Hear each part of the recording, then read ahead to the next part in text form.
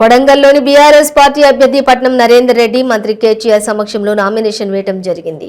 Nomination వేసిన అనంతరం కేటీఆర్ మాట్లాడుతూ కొడంగల్లో ఈసారి గెలిస్తే కొడంగల్ను అభివృద్ధి పదంలో నడిపిస్తామన్నారు. రేవంత్ రెడ్డి మాటలకు మోసపోవద్దని టీఆర్ఎస్ పార్టీని గెలిపించమని కోరారు.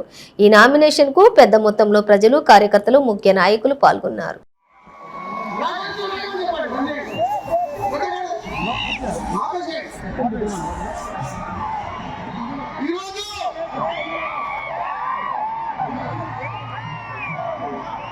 ముఖ్యమంత్రి కేసీఆర్ గారి ఆఫీసులతో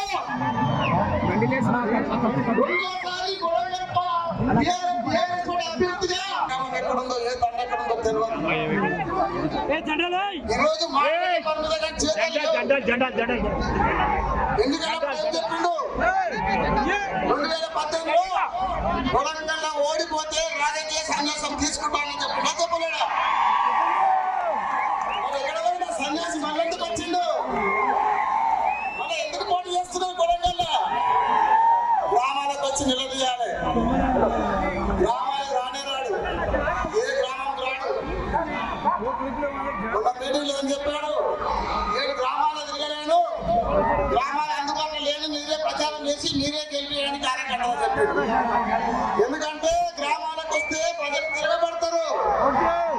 ఏ గ్రామం రాలేదు, ఏ తాండ రాలేదు. గెలిచినప్పటి నుంచి గత 9 ఏళ్ళ ఎమ్మెల్యే గెలిచి ఇన్ఫర్మేషన్ అట్టుకెళ్ళా, ఇన్ఫర్మేషన్ తీసుకొని బ్లాక్ మెయిల్ చేసి డబ్బులు సంపాదించి తప్ప ఒక్కరోజు కొడంగల్ రావడానికి అందరూ కూడా తెలుసు. అదే కాకుండా ఈరోజు